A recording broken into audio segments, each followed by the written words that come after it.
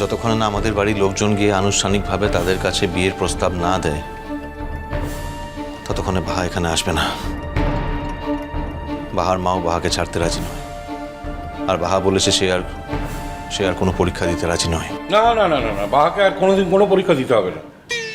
ওকে বাড়ির বউ করে বরণ করে নেবার জন্য আমরা বাড়ি শুদ্ধ সকলে একেবারে প্রস্তুত হয়ে আছি। কিন্তু জেঠুমণি, আমাদের মনের বিয়ে তো কবেই হয়ে গেছে।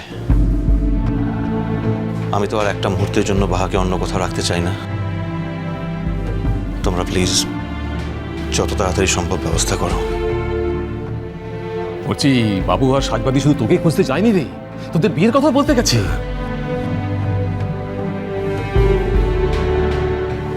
না না, আর একটু দেরি না, এই যত তাড়াতাড়ি সম্ভব এবার তোদের বিয়েটা আমরা দিয়ে দেবো। অর্চি, অর্চি বল না বাবা, আমাদের তোর শরীরে এখন কোথাও কোনো অসুবিধা নেই তো? শোন না, আমাদের মনে কিন্তু আর কোনো... না মা, এখন আমার মনে হচ্ছে আমি যেন এতদিন একটা অর্ধেক ঘুমের মধ্যে দিয়ে হাঁটাচলা করছিলাম, কথা বলছিলাম। এখন সেই ঘুম কেটে গেছে। আমার শরীর মন পুরো আগের মতো হয়ে গেছে, কোথাও কোনো অস্পষ্টতা নেই। বলছি বাবা, খুব ভালো করে ভেবে বলছিস তো? আমি ভেবেই বলছি বাবা।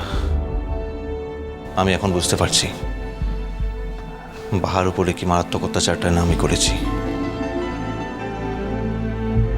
শুধু একটাই অস্পষ্টতা মনে রয়ে গেছে আমার।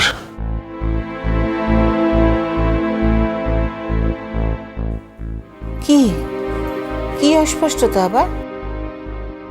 শোনো বাবা, তোমার যেখানে যা অস্বস্তি আছে বিয়ের আগেই বলে ফেলে, বুঝলে, যাতে তোমাকে কিংবা আমাদের আর সাফার না করতে হয়। আমার ডিভোর্সের সার্টিফিকেটটা নেওয়া হয়নি, ওটা কালেক্ট করতে হবে। হ্যাঁ অর্চি, যা যা করার করে নিও। বাহা মেয়েটা সত্যি সত্যি অনেকবার অগ্নি পরীক্ষা দিয়েছে। এবারে বউ হয়ে আসার পর ওকে যেন আর কোনো পরীক্ষা দিতে না হয়। না বাবা, আমি বেঁচে থাকতে এই জীবনে বাহাকে আর কোনো পরীক্ষা দিতে হবে না। অপলু। হ্যাঁ দাদা। তো মানে ব্যাপারটা বুঝতে পারছো তো? মানে হাতে কিন্তু আর বেশি সময় নেই। না, না। মানে সবচেয়ে যে বিয়ের কাছের ডেটটা, মানে বুঝতে পারছো? হ্যাঁ হ্যাঁ, আমরা এর মধ্যে দেখে নিয়েছি 22শে জুলাই। রে বাবা, কম জোগাড় যন্ত্র। হ্যাঁ, আর তার মধ্যে আবার বিয়ে তো হবে নিশ্চয়ই সেই পলাশবনিতে। হ্যাঁ, সে তো হবেই। মেয়ের বাড়ি যখন ওখানেই হবে। ওর বাবা, তাহলে তো দম ফেলার সময় পাবো না।